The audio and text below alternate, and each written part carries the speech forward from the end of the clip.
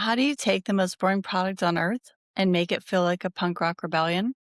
This is the story of Liquid Death, a company that turned plain old water into a $1.4 billion lifestyle brand. Hey guys, welcome back to the Iconic Brand Breakdown. I'm diving into how brands like this flip the script on marketing and turn something ordinary into a cult movement. And Liquid Death didn't just sell water, they sold attitude. They looked at the sea of health brands saying hydrate responsibly and said, nah, let's murder your thirst. So today we're breaking down how punk rock branding, viral chaos, and a touch of genius made Liquid Death one of the most iconic and ridiculous brands on the planet. Part 1. Punk rock positioning. The story of Liquid Death actually starts in the most interesting place you can imagine, a grocery store aisle. I know, thrilling stuff, right? Just rows of bottled water, all desperately trying to look more refreshing than the next one to it. Mike Cesario, the guy who founded Liquid Death, was standing there one day and realized something pretty wild. Every single bottle looked the same. The same calm blue tones, the same perfectly drawn mountain peaks, the same whispery fonts that all say things like pure, natural, refresh your soul. It was less like a drinking section and more like a mindful retreat in liquid form. And Mike, who came from punk rock and creative, just looked at all that serenity and thought, this is painfully boring. It's water.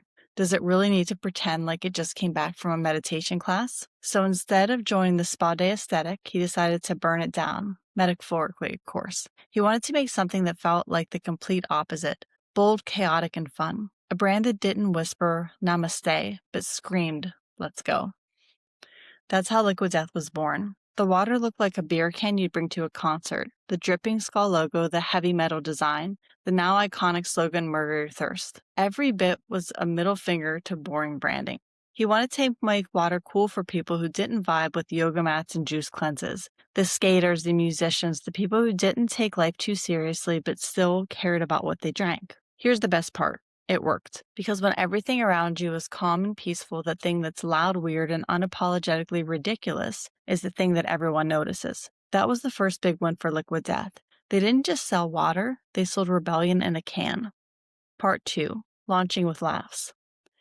Here's where it gets even better. When Mike decided to launch Liquid Death, he didn't start with a massive product rollout or $1 million campaign. Nope, he started with a fake commercial. He spent about $1,500, basically the cost of a nice laptop and a bad weekend in Vegas, to make a parody video that mocked these overly polished bottled water ads. You know the ones. Slow down, waterfall, someone doing yoga on a cliff, a voice whispering, hydration is life. Mike flipped that completely on its head. His video looked more like a trailer for a horror movie than a water ad. Loud music, skulls, chaos, and that tagline, murder your thirst. People lost it.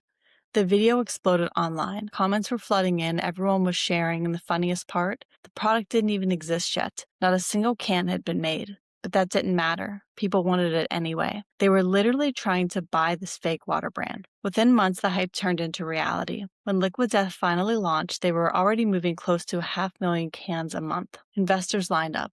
The brand had proof of concept before there was even a product on shelves. And that's what made Liquid Death's launch so genius. It proved that you don't always need a massive budget or a corporate rollout to win. Sometimes all it takes is a wild idea, a bit of humor, and the guts to make fun of entire industry on purpose. Part 3.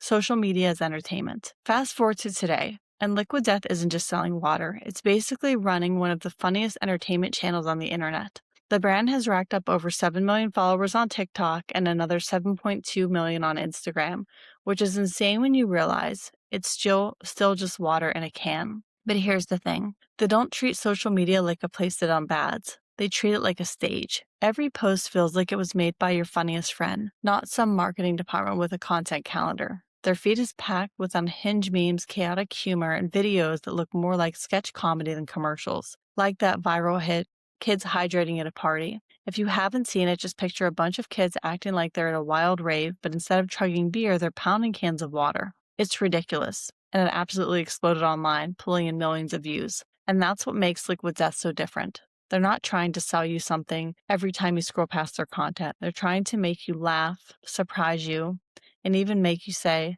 wait, who runs this account? That's the secret. They're not building a customer base. They're building a fan base. And when people love your brand enough to share it for free, that's when you know you've crossed over from marketing into culture. Part 4, Rebellion with a Cause. Now here's what makes Liquid Death even more interesting. For all the chaos, sarcasm, and ridiculous humor, there's actually a method behind the madness and a real purpose to driving it all. The brand's Death to Plastic campaign took direct aim at one of the biggest environmental villains out there, plastic bottles. Instead of pretending to be just another cool brand, they decided to call out the problem head on and then offer a better alternative.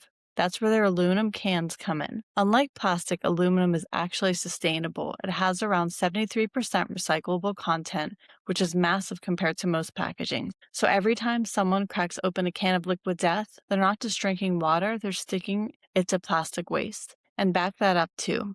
The company has partnered with organizations like Plastic Bank and the Thirst Project, turning that rebellious energy into real-world impact. This is the perfect mix that makes the brand so powerful. It's metal, it's funny, but it's also meaningful. Because rebellion on its own might grab attention, but rebellion without a cause, that's what gives the brand staying power. So what can we actually learn from Liquid Death? First off, don't be afraid to stand out. Seriously, playing it safe is the fastest way to get ignored. Liquid Death didn't try to outdo other water brands, they became something else entirely. Second, use social media to entertain, not just promote. People scroll past ads all day long, but they'll stop for something that makes them laugh, think, or share. That's the difference between selling a product and creating a fan base. And third, tie your brand to a purpose that actually matters. It doesn't have to be saving the planet, but it does have to mean something beyond your profit. When people feel aligned with what you stand for, that's when you build real brand loyalty. And honestly, Mike Cesario summed it up perfectly when he said, "We sell both entertainment and water."